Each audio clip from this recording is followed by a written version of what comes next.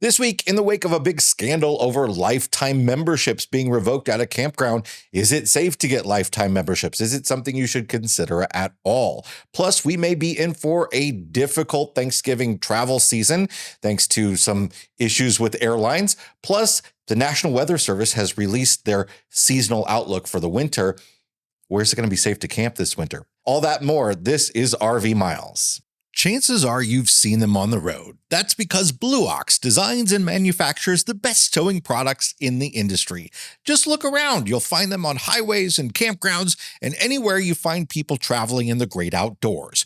From award-winning tow bars and base plates to a full line of weight distribution hitches, adjustable ball mounts, and now they have fifth wheel hitches too. With Blue Ox, towing doesn't have to be a drag. Visit blueox.com for more information. More in a moment, but first, this episode is sponsored by Lectric e-bikes. The Lectric XP4 builds on the versatile, high-performing, and award-winning design of the XP model. Beloved by more than 400,000 riders, the XP4 carries on the tradition of the ultimate utility bike, built with an abundance of upgrades to the undisputed industry standard for foldable electric bikes. The XP4 includes a fully redesigned frame, new colors, a full-color display, hydraulic brakes, and an 8-speed drivetrain, in addition to a new option for an upgraded, more powerful 750-watt motor and longer-range battery. The Lectric e-bike's XP4 still starts at $999, the same price it's always been, and the holiday season is the perfect time to buy because beginning in November, Lectric is throwing in a ton of free accessories with each bike purchase. Head over to Lectric e-bikes, that's Lectric, ebikes.com for more information.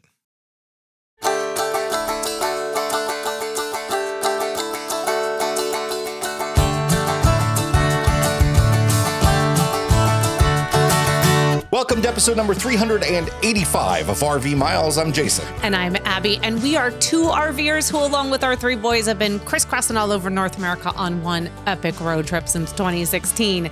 Here at RV Miles, we talk all things RV and outdoors, from industry news to national parks, travel destinations, and so much more. A little bit different recording environment today. First of all, if you're watching this, we have our new desk is complete. Can't entirely see the whole thing on camera. You just see the top of it a little bit, but it's lit up, which is nice on top, which helps us with that sort of like under eye glow, get rid of some of the wrinkles and things like that. But I just think it looks kind of cool too. So we've got the mics in a different position because of it. It was a whole to do. Plus it's nighttime and we never record at nighttime. No, it's night. It's Saturday night. And this feels like the topics that we're doing today, this is sort of like a news, our version of the news roundup, things that we can talk about that have been happening in and around the RV and camping world, and we can expand on them a little bit. So it feels a little bit like we're doing like the Sunday evening news. Right. Yeah. Like are we 60 Minutes? This is Dateline. If this was Dateline, it would be some sort of like true crime. We're not doing true crime here on RV Miles, but it does feel, it is so pop. I am not into it. I have never listened to a true crime podcast or watched a true crime documentary, but they are where the money is at. Oh, I mean, I remember my mom used to like only watch unsolved mysteries. Like she went through a period of like lots of unsolved mysteries. That man gave trench coats a life. I didn't watch anything like that really either. And I wasn't really into like Matlock or... Oh, see, that's a whole different thing. Courtroom drama. I was way into that. I totally believe that about you. I can see that. I was never a big like Law and Order the fact that Law and Order, they almost are like the original true crime show. They are. I mean, in the sense of like they had to walk so that True Crime Podcast could run, and they're still walking. I can't believe how long that show has been on. But anyway, we're way off topic, as we like to do at the beginning of this episode. But we're a little thrown off because we took Friday off to drive our oldest to Chicago because he was premiering a short film in a film festival that he had been accepted into in Chicago. And the film festival was yesterday, Friday. And we're going to talk all about that experience. We won't do it here. We're going to talk about it on Detour in our 24 hours in Chicago, which included one of the best tarts I've ever had. And I am talking about a pastry, and it was unbelievable. And I'm very sad that I can't ever have it again until I get back up to Chicago. But we're going to talk all about Jack's Film Festival and everything over on Detour. But today, Jason wants to talk news because Jason doesn't talk enough news. Yeah. So he wants to talk news here on this episode today. Yeah, we've got 3 topics that we want to just sort of take a closer look at. And we want to start doing some more of this on the podcast. You might have noticed we already have been doing more of this. You know, I do these news roundups every week, and they're about 10 minutes long, and I've got enough time to spend a minute or 2 on each story. And I'm not really putting my opinion on it or anything like that. And I know from a lot of the comments that people want to hear more about what we think about those stories. So we want to spend some more time on the podcast, diving a little bit deeper into those stories and talking about, you know, our opinions on them or what they may mean to RVers and campers. Just the bigger overall picture. And this way I get to share with all of you what it's like to absorb Jason's opinions on. Yeah, like you don't have any.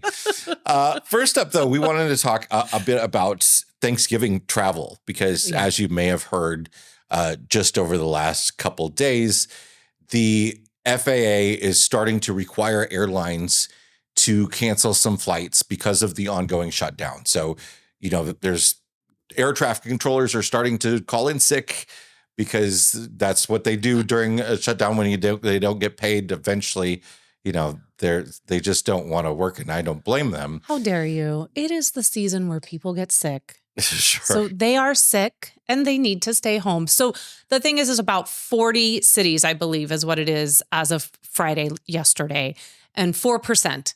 And that's going to go up should the shutdown continue. That will go up a week from then to 10%. Yeah. So we were talking about that, and we were talking about some other things on the drive yesterday. And I kind of mused, I wonder what this is going to do to car travel for Thanksgiving. So we're coming up on a busy travel season, and I'm wondering, and my kind of thought with all of this, and that's why this is being talked about, was given that this is around the time that people are starting to or have already booked their airline, we're getting into that. How hesitant are you on what is historically the biggest travel day of the year for the airlines, that week of Thanksgiving? How hesitant will people be now to want to fly, even if the shutdown could end tomorrow? Yeah, right? They may be have already made the decision, right, because of difficulties with this, to be like, well, we'll just drive. If it was on the fence, for instance, maybe they were sort of an 8-hour drive away from their destination and they're back and forth between flying, and this has made the decision for them.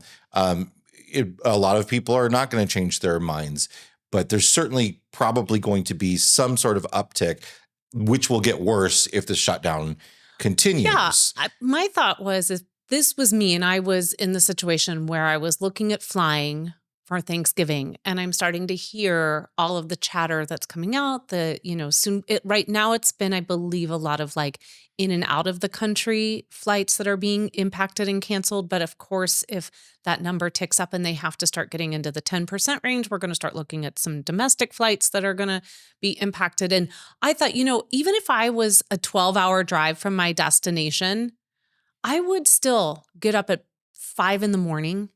and get on the road before heading to the airport. Yeah, you might have your tickets already and everything, but you don't want to risk the chance of your flight being canceled and entirely missing your family Thanksgiving, right?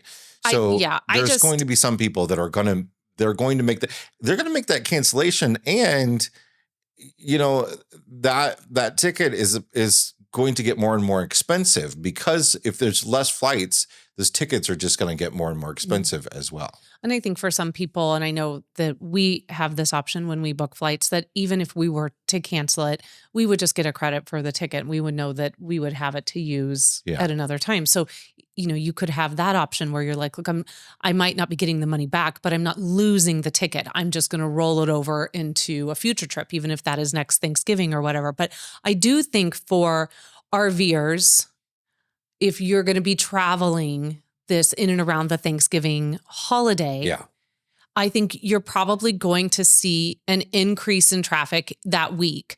And even for some people, they may even opt to take the RV instead. Sure. So this is around the time of year where I usually would share on the news. AAA usually does a Thanksgiving travel outlook, and I usually do this before other holiday weekends as well. I share whatever AAA has put out. They do a really deep study with a third-party provider about traffic data from last year and what they expect from this year, and it's usually fairly accurate.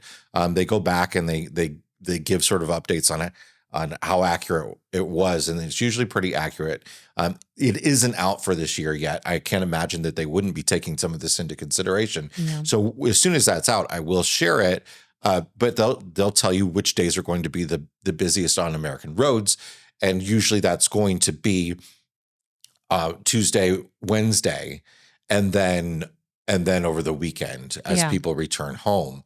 But with Wednesday usually being the busiest day on U.S. roads. So if you are considering particularly driving out of a big city or through a big city, that is something to really be paying attention to as you consider your travel plans for this upcoming Thanksgiving travel weekend.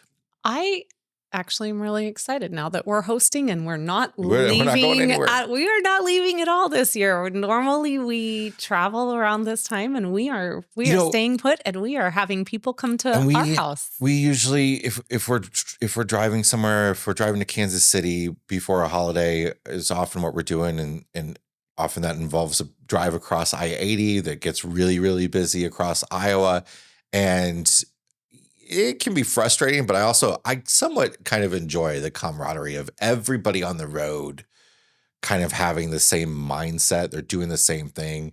And, you stop at a gas station or a rest stop or whatever, everybody's just kind of like in a going to see the rest of the family mood. Maybe that's not a good thing for everybody, but it is for us. It is for us. So if you're out and you notice an increase, what do we say? We just pack our patient's pants. Is that like our patient's pants? Our patient's pants, and just know that it might be a little bit crowded, but enjoy the festivities and the fact that everyone has a destination to get to and to celebrate with those that they love. So it'll be interesting to see the roads this Thanksgiving. More in a moment, but first, this episode is sponsored by eTrailer.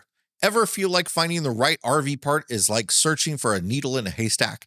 Enter eTrailer.com. Whether you're puzzled about which product is right for you or how to install it, eTrailer has got you covered. Their US-based customer service is available by chat or phone 7 days a week, and with expert Q&As, helpful articles, and tons of reviews and install videos, you'll tackle any RV problem with confidence. eTrailer strives to get their hands on everything they sell, and their website is full of overviews, reviews, buying guides, and tutorials. And it's not just RV parts, it's towing and vehicle accessories, camping supplies, and more. Head to the link in the description and get free shipping on orders over $99. Harvest Host is a membership that allows RVers to take a rest from the road and enjoy unlimited overnight stays at over 5,000 unique locations in North America, like breweries, farms, attractions, wineries, and much more. Easily plan and book your next RV trip and enjoy over $1,500 in exclusive member benefits by joining Harvest Hosts. Get 15% off your first year of membership with the code MILES. That's MILES. Go to harvesthost.com to become a Harvest Host member today.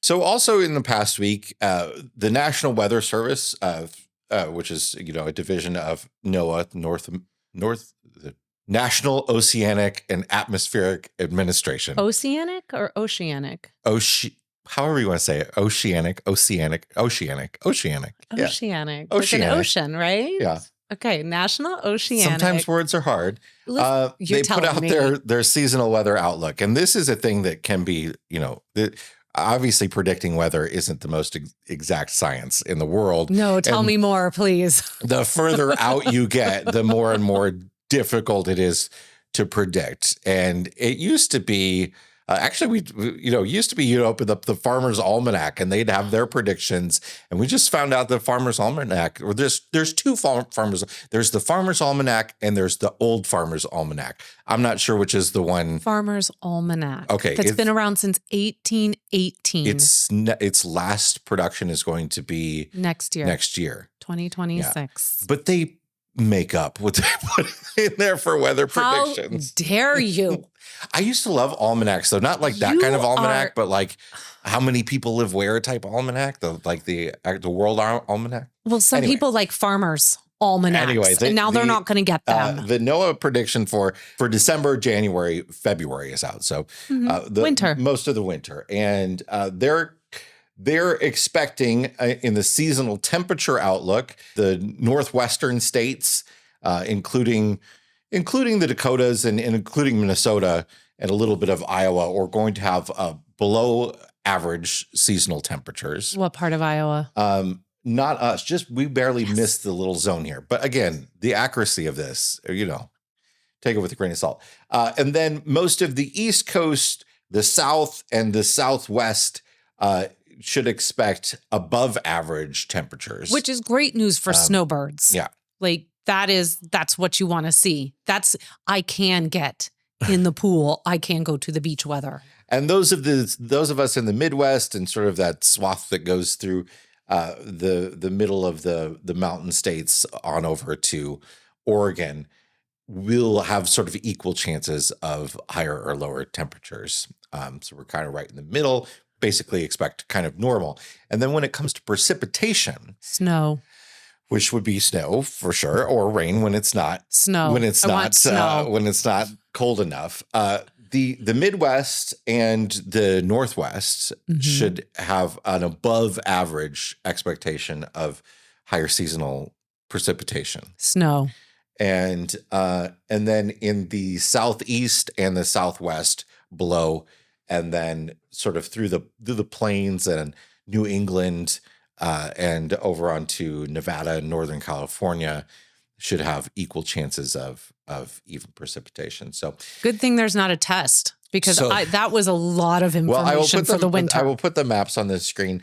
This is like, they do go back and test this stuff too, just like we were talking about with the traffic. So if you're wondering how accurate this is, so what they say is that they go back and look, and about 80% of the years, it's slightly better. It's at least slightly better than just a random guess. There's some forecasting positivity, some direction going into this, but again, it's long distance weather forecasting. You can really only expect accurate weather forecasting up to like 5 days. You start at the top and you say it's going to be real cold.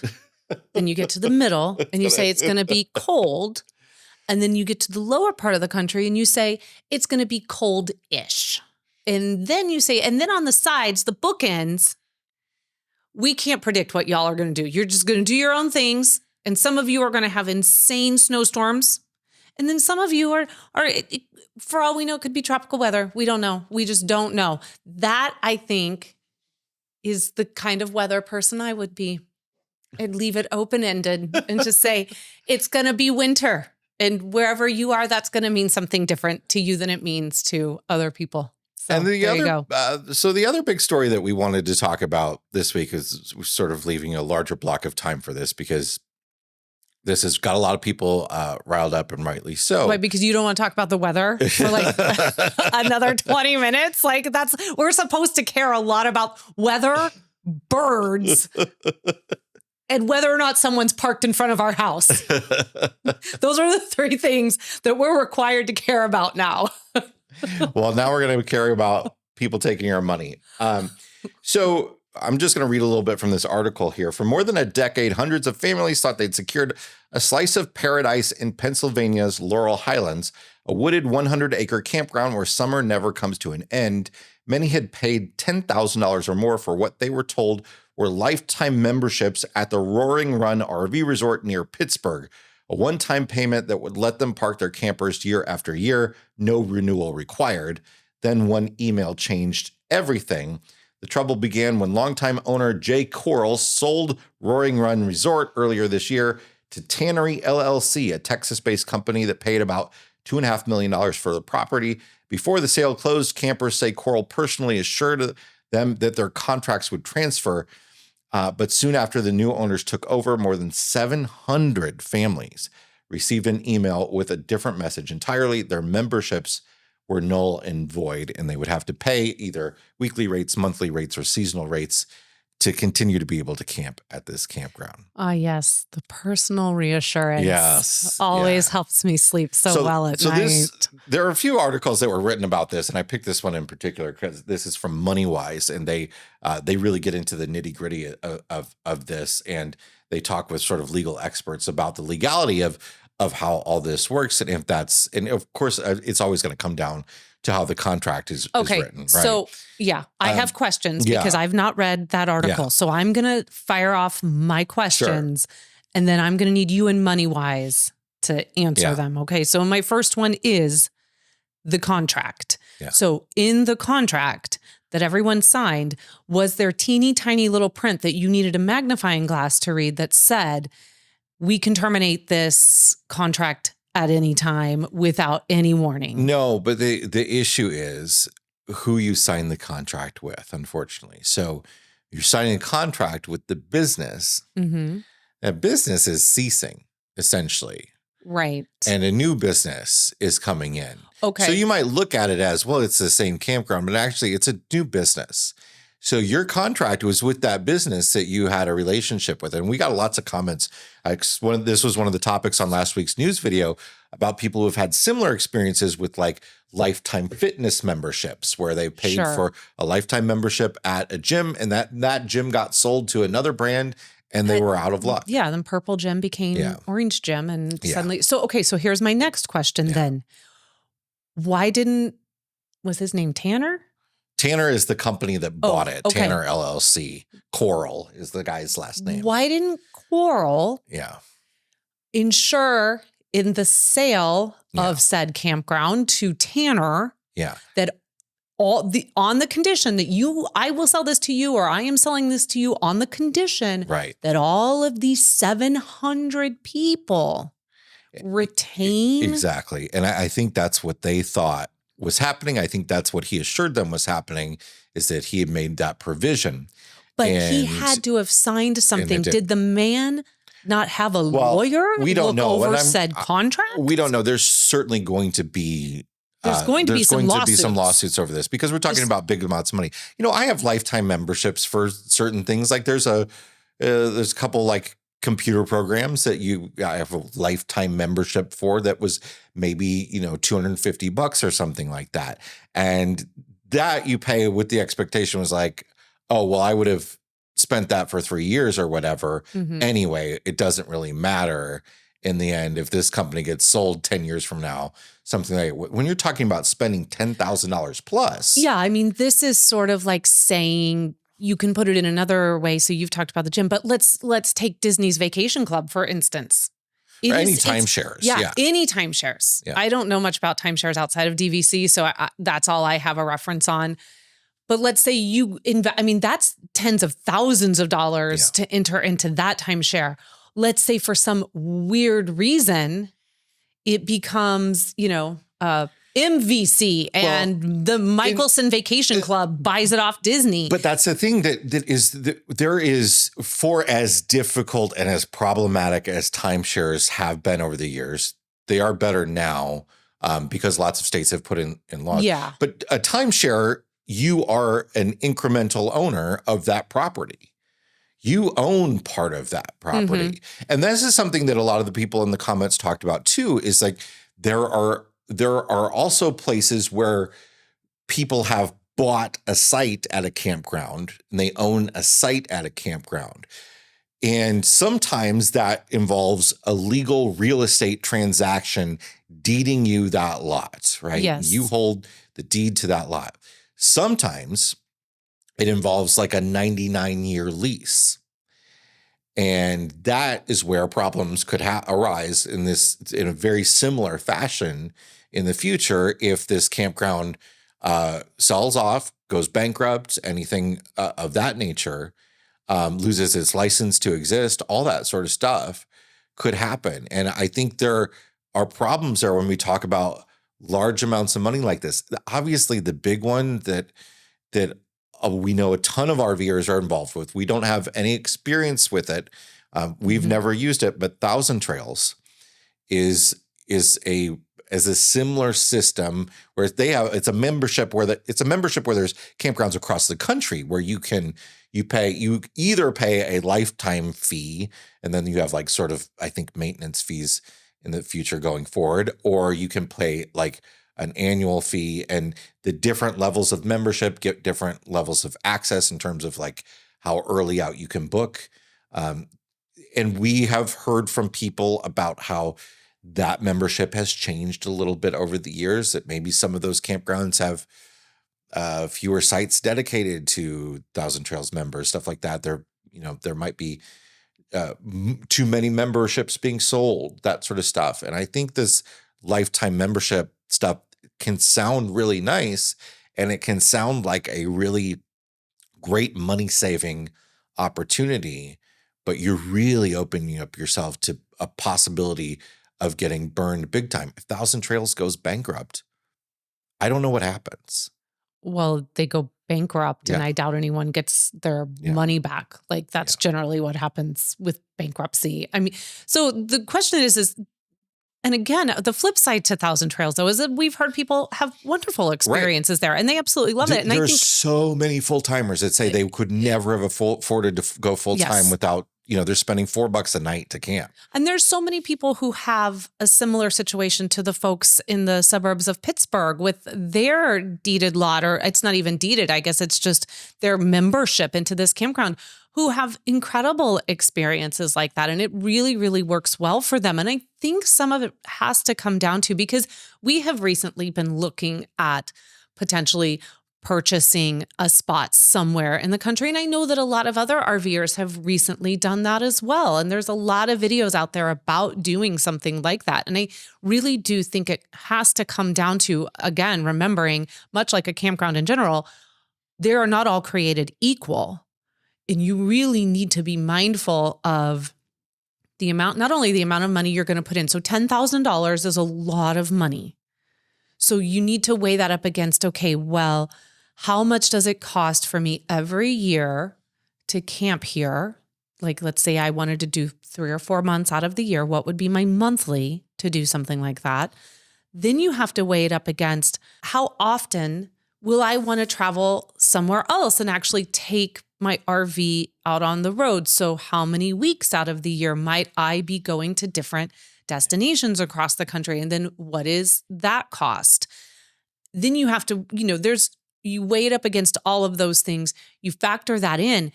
And then you do have to kind of say to yourself, like, am I thinking I'm going to be an RVer for the next, 5, 6, 7, 8, 9, 10 years?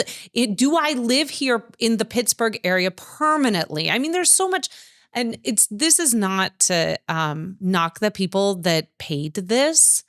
This is more of a bigger conversation about when you get into something like this, because it does seem like, wow, how great would that be to have my own spot and to always know, especially when the constant conversation I hear is how busy campgrounds are, right? And that takes all of the stress of that off, which in a way is a little bit predatory, because campgrounds are busy, but it's not impossible to get a campground. So that language can be a little predatory, I think, sometimes for some people when they're anxious about, like, I just bought this and I don't know where I'm going to camp. And so I think you have to weigh all of those options first before making such a big investment. I mean, you've made the investment in the rig, and you do it's sort of like saying, am I 3 or 4, 5 years from now, am I going to want to continue going back to this place? Yeah, and You, unfortunately, for a lot of people, I would imagine that it's people that can't afford much more than this. So, sure, sure. maybe it's people that go, uh, they go boondocking quartzsite for the winter, but they're from Pittsburgh, and they come back and spend the summer in Pittsburgh, and maybe they don't have a lot of money, and this is where they plan to live, to be near their family. Yeah. And I think that all of that is really great. Like, again, I have zero issue with anyone who's like, I just want to get this. I just want to have this one lot, be that I'm going to buy this RV lot, or I'm going to have this membership. And this is just where I want to go. I'm just looking to be able to get away a couple of times, No, on the weekends. The issue is whether it's predatory or not, and whether that business is going to stand behind you. And obviously, this is a really kind of specific situation. Yeah. But there needs to be some way of like, there's restitution if this place sells. Well, I think that that's maybe the bigger point for anyone that's considering something like this going forward, is maybe that's a question none of us would have thought to ask, but now we need to ask it. And now it needs to be a part of that conversation with the campground or with the owner. Like, what happens if you sell?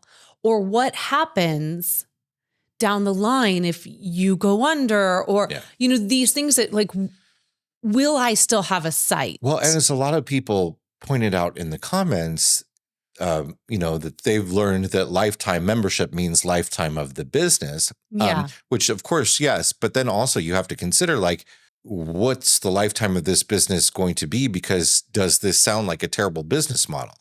When you have a business model where all the people that are staying at this campground paid once, and what happens when that owner, 10 years later, 700 people paid $10,000, or some more, some less. Yeah. Yeah. And you have to figure that there is probably a little rollover. I'm sure, inventory turns over a little bit from time to time. Maybe people move on, move away, pass away, decide they don't want to be RVers anymore.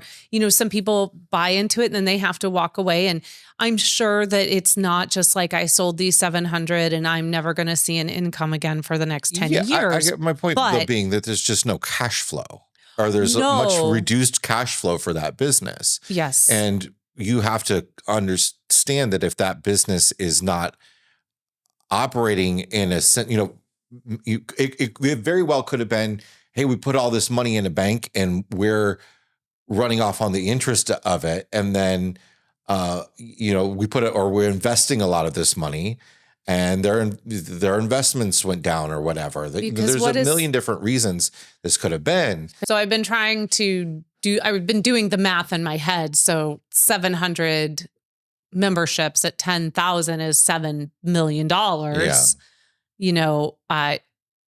I would be curious as to how much of that was left for the owners when they sold that, how much was being put back into the campground.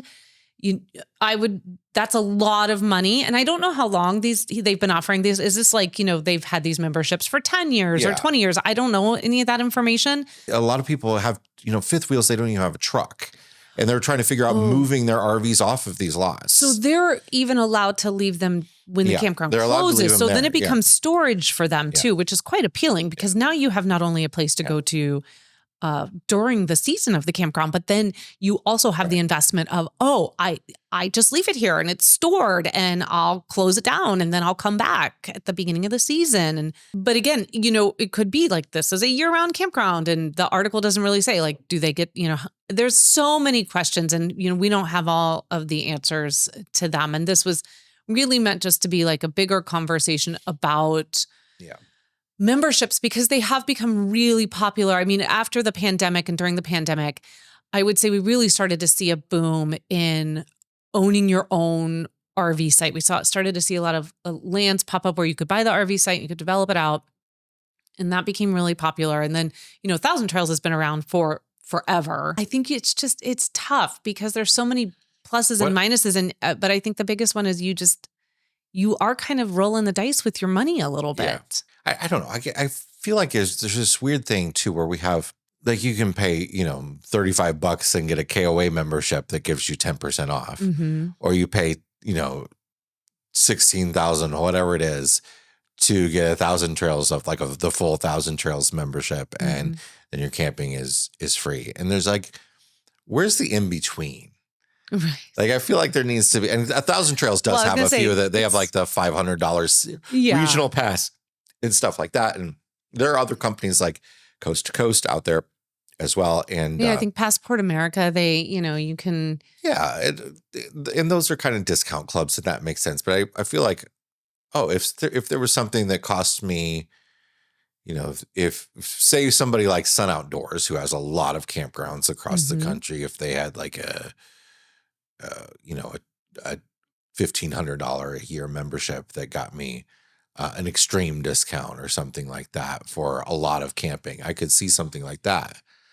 But it's there's just some weird schemes out there that tend to not benefit the consumer, and that's unfortunate. Yeah, and the other unfortunate part of this is it does take sometimes something as awful as this, where people are clearly out money that they invested into and had an expectation that they would have this space to kind of shed light on that. And so I know for us, as we continue our personal conversation about maybe buying a campsite that we would have to go to regularly, I think there's going to be a lot of things for us that we're going to have to really consider after this story has come out, like really making sure that, our investment is protected. Yeah. Our money is protected. That's something I've really looked into a lot about. Like, we've talked about buying land. We've looked at buying at a resort somewhere. Buying land, there are challenges of like, are you allowed to park an RV on that land and camp on that land? And even if you are, does the zoning regulation change in the future? And that could be a problem. So these are just some thoughts that we've been having as this story has been kind of swirling and developing. And I'm sure we're going to learn a lot more, especially as the inevitable happens, which is the lawsuits that are going to start to roll out. And it'll be really curious to see the new company that owns this campground, like how much responsibility is going to get placed upon them up against how much is going to be placed on the former owner, how much money was still left with the former owner from the campground, what they paid him to buy that campground. If you're looking for the safest way to do something like this, the safest way is probably to have a traditional seasonal buy a seasonal membership at a campground where you spend whatever it is, $3,000, and you're allowed to camp there while that campground is open through the course of this season. That's probably going to be the safest way to go. It might be a financially similar thing to go. If a campground charges $2,500 a season, and maybe they would have done a $10,000 lifetime membership, so that's equivalent to 4 years or something. Maybe you would have been better off spending $2,500 and then investing that other $7,500 in mutual funds in the market or whatever you invest in. Well, I don't know about that right now. In a retirement account, and then unless you're going to buy AI, paying yearly. I think that's probably what I would prefer to do, because I don't think I'm. It's maybe just safer. I think for me, it would be a season that I would like to do that. A season I would be interested in just having one place, because if I'm going to put that money, don't ask me to go somewhere else. We're only going to that campground. Exactly. Like you're not planning. We're not having no 8-week spring fling out in the West. Not happening. Like we're just going to that campground. So we may not want to do that the following season. And then at least we've paid what would be the equivalent if we had been doing all kind of traveling, probably saving money because we wouldn't have as big a diesel cost. And then the next year we can reevaluate if we want to renew that membership or we want to go on. And I, for me, I think you should maybe and I know we need to move on from this, but maybe one of the answers too with these lifetime things is people should be able to take that lifetime option but it still is renewing yearly. So it's not just all the money up front. Now, I know that probably doesn't sound appealing to the business, but let's say I'm buying a lifetime option for $10,000, but I'm going to finance it out over the next, 3 or 4 years, 5 years, whatever. I'm going to pay X amount of money every year, but I'm going to pay a little extra on top of that to space that out. And then maybe it's a little bit more of your money is being protected in the investment, because then if something like this, tragically happens, then you have only paid out so much. But also if it gets past the point where you're done paying that and you've paid your 10,000 and they go, and that took 5 years to do that. And then like year 7, this happens.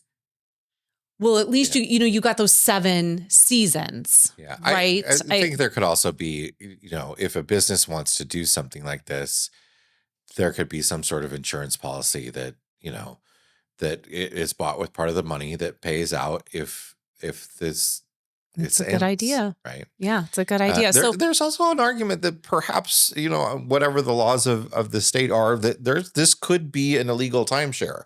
This is in a way, because story. once you get into sort of housing laws,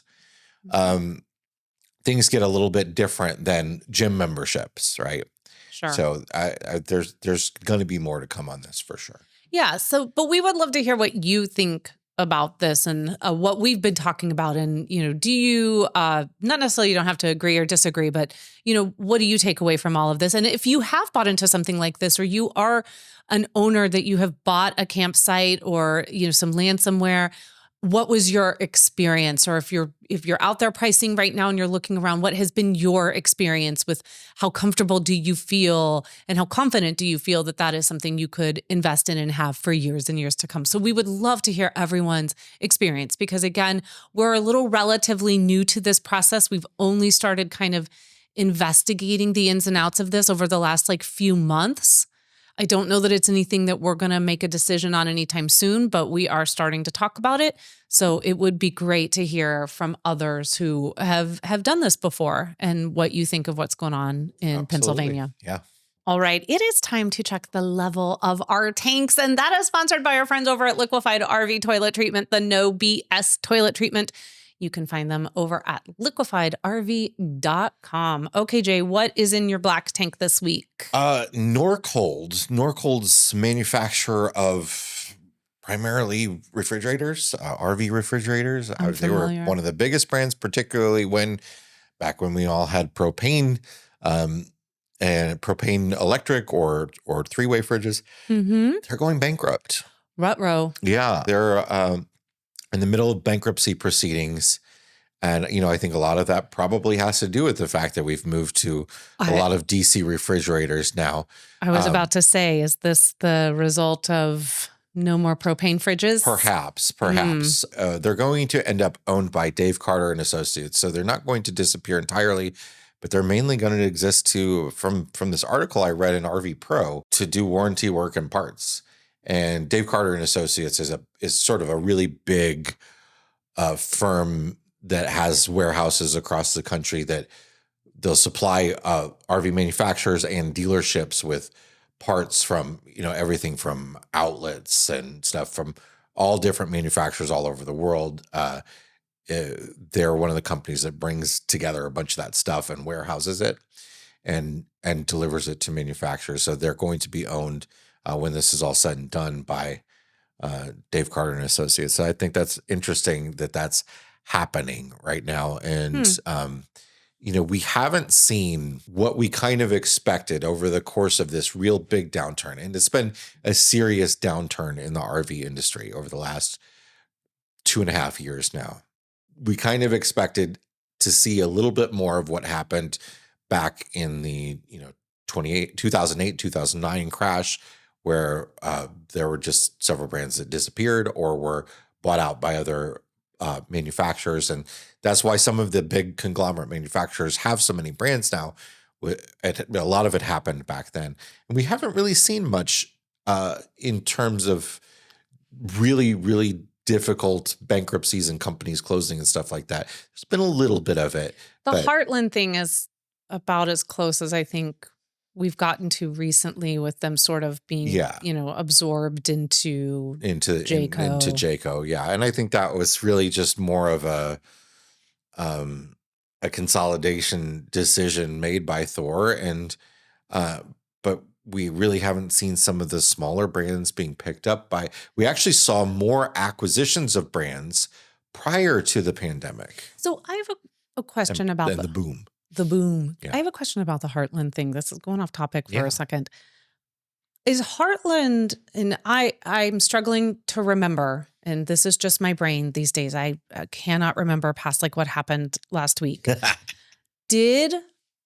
Is the Heartland brand not being made anymore? It is. Okay. Heartland is being manufactured by Jayco. It's just, okay, because I saw, what prompted this was I saw an ad from Heartland like last week that was, we're getting back to our roots, building the quality and it was very, and I think it was like a family running through a field or something. And I was kind of like, it was like, what's going on here? And Heartland, they used to be, many years ago, they were one of the biggest brands, one of the biggest independent brands. Thor's on them for, I think since the 2008, 2009 the boom. The Heartland, if you're unfamiliar with what's going on, Heartland laid off a bunch of executives. Some of them went to go start Axiom RV, and they have shuttered a bunch of plants, and they moved manufacturing underneath the Jayco umbrella, and also their management under the Jayco umbrella. I think part of that is just Thor as a big umbrella company that has brands like Heartland, Jayco, Keystone, Airstream. I think part of that was their way of saying, okay, the industry, we're going to be putting out a lot less product as this industry is retracting. So let's take the brand that is doing the poorest right now, and let's shrink what they're doing and fix what they're doing by moving them under Jayco, because Jayco has been fairly successful navigating this time, and I think that was kind of probably the smart decision to make.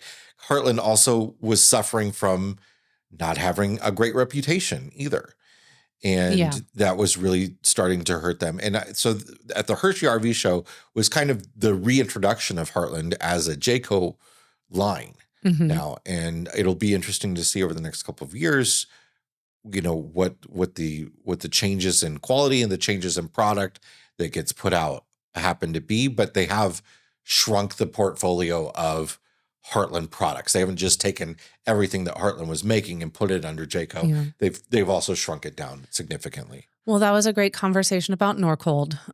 Thank you. All right. So what is in your fresh tank this week? My fresh tank is two other RV manufacturers, Grand Design and Alliance, are both offering right now manufacturer rebates through the end of the year. This is something I've rarely seen in my time covering this industry. Perhaps it's happened, more at the dealership level. There certainly have been rebates before, but this is the first time I've really seen like press releases go out and website banners being put up, and like the idea being, please come buy some product before the end of the year here. Please buy our stock. Now it's interesting. They're doing it in different ways too. So Alliance is doing it across the board with all their products. Grand Design, it's only for 2024, and there are still 2024 units on lots and 2025 units that are on lots. So Grand Design, it seems to be looking at this more of a way to help dealers clear out aging inventory. Yeah, they need to move some products. So clearly, it's an additional over whatever deal you can get. It depends on the brand and the cost of the product, but somewhere around $2,000, $2,500 dealer incentives happening right now. If you were looking at one of those two brands, and you were thinking, well, I might be buying the beginning of next year or something, you might want to consider buying before the end of this year, because especially like if you were planning on a Grand Design product, and you were okay with getting a 2024 or 25, you were already going to get a pretty good deal on those products as they're trying to put in 2026 units on lots. So a big giant red bow looks great on an Alliance, like on the front of it, tis the season, get the rebate. The difficulties that the RV industry has been having up until this summer weren't really filtering down to benefits to consumers. Mm-hmm. We've seen a lot of cracks in the armor, and we've seen pricing start to improve over the class. Prices never really drop. I mean, that's why inflation is what it is. When they say a good inflation amount is 2%, that still means prices are going up, right? Mm-hmm. That still means the cost of everything goes up. But we're seeing more discounts, incentives, stuff like that. We're seeing dealers knock more off of prices, and that stuff is only beneficial to consumers, of course. So it's a little bit of that is happening right now. And I guess that's only good for people that are looking to buy right now. Yeah. I mean, we have some friends who are interested in an Alliance. Maybe now's the time. I know you're listening. Now is the time.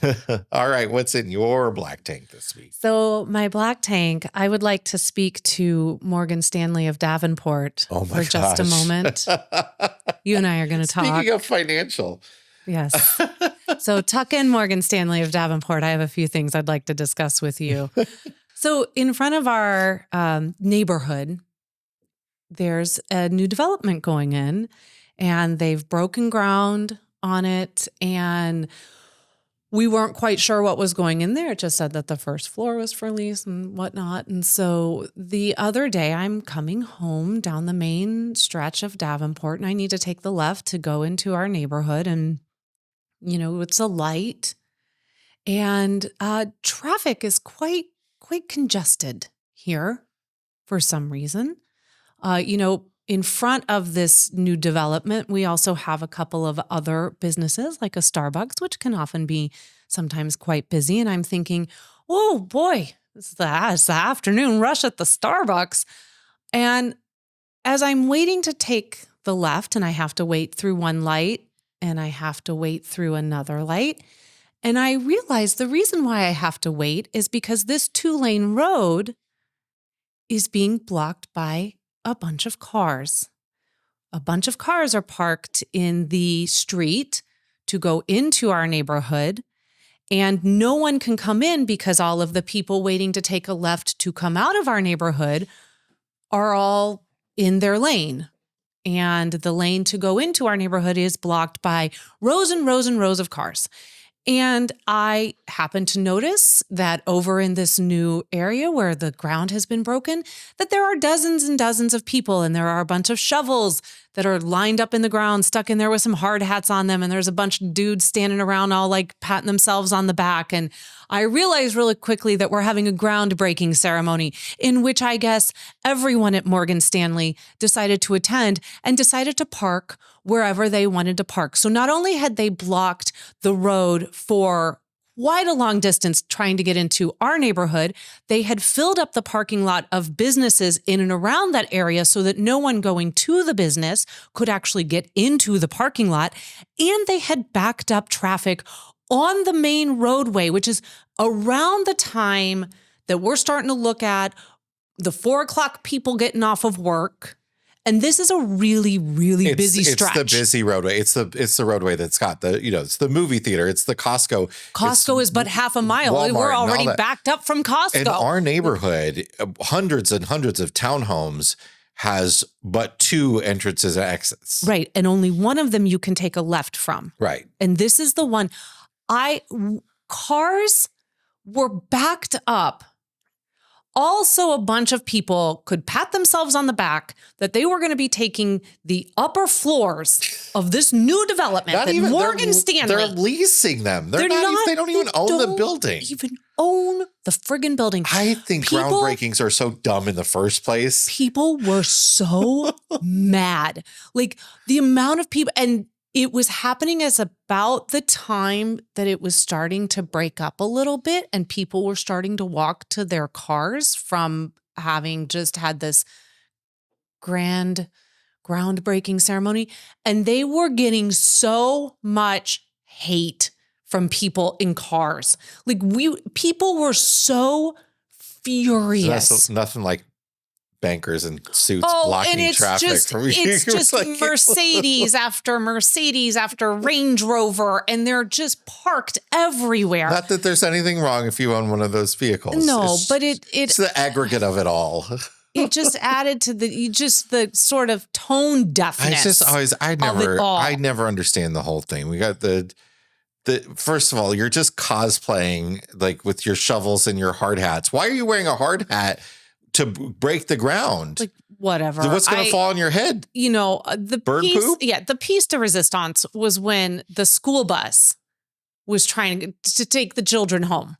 Yeah. And they couldn't take the children home to the neighborhood because there was a ground. It was just so ridiculous. And also right there is a like membership. Talking about memberships, there's like this membership car wash, like one of those like really bougie like ones where you buy like the monthly and then you can like, they have an attendant that like stands there to scan you in, and like there's an attendant on duty like the whole time. And that place is always hopping.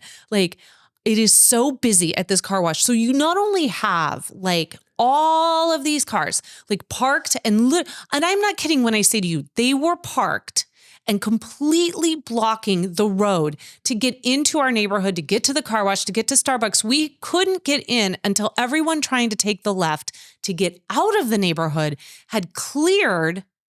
And then we could start taking our rights or our lefts to get into. It was an absolute cluster F.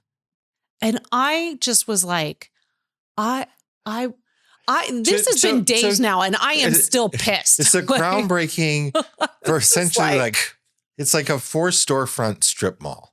That's probably the best thing way I could describe it. And Morgan Stanley's going to have this second floor as a lease. Why do we even have a groundbreaking for something like this? But if this isn't any indication, they're going to be great neighbors. Can't wait. They didn't do a groundbreaking for the Panda Express.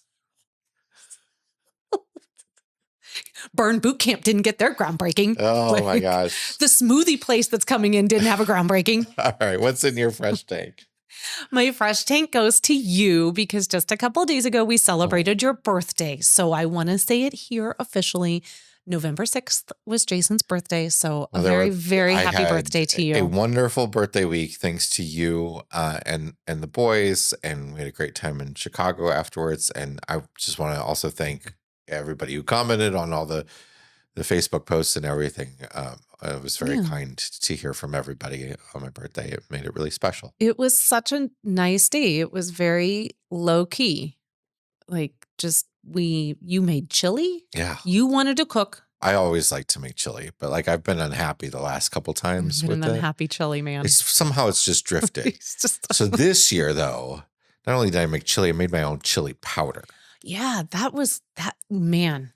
That chili was really good. And it worked out well. It was a chili with no beans because Ethan doesn't like beans. Yeah, I would have put made chili beans no in beans. it still, but it didn't need it. It was fine. Didn't need it. But it was very nice, low key day. You had worked kind of overtime Monday, Tuesday, Wednesday in order to be able to take Thursday off. And then obviously we're working. Well. Yeah. And obviously we're working Saturday night in order to have had Friday off.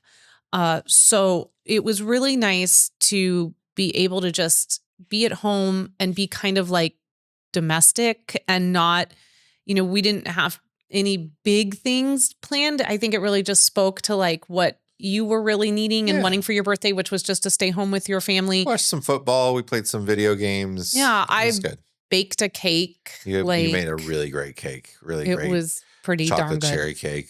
Oh, I did. Good. It was. Do you have more? We do. Okay. That's what we're doing when we get home. That's dinner tonight. Like there are slices. So I made from scratch chocolate cherry cake with a chocolate buttercream frosting. Yes, and you were gracious enough to not go gluten-free with me. I did not make it gluten-free. It was all the gluten. It was all the dairy. It was all the things.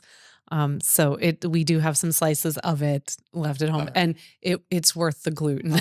Well, on that note, we got to get to that. So that's it for this week's episode of the RV Miles podcast. Yes, it is. Thank you so much for joining us on the RV Miles Nightly News. We had such a good time sitting down and talking to all of you. So if you have any comments for Jason or I, please feel free to leave them if you're watching this on YouTube down in the comment section, or you can come over to the RV Miles Facebook group, talk to us there, send us an email. We really, really do love interacting with you all. So thank you so much. Until next week, friends, please stay safe. Watch those roads. They're probably going to be a little busy for the next couple weeks, and keep logging those RV miles. Bye, everybody. Bye.